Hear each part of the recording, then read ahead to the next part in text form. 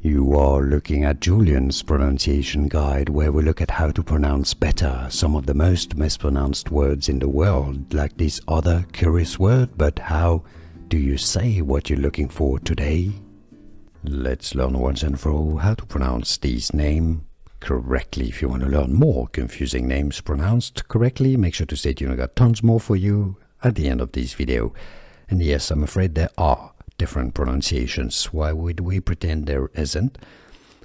In English, there's two main different ways at least. You're gonna help us with more. Ena, or more commonly I would say, Ena. Now the Italian, Spanish pronunciation would be Ena.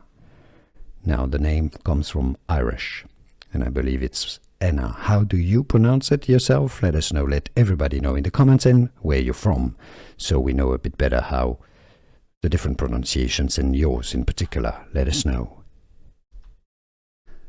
Here are more videos on how to pronounce more confusing words and names too many mispronounced. Like this video if you found it useful. I appreciate your support. I'll see you soon, and thanks for watching.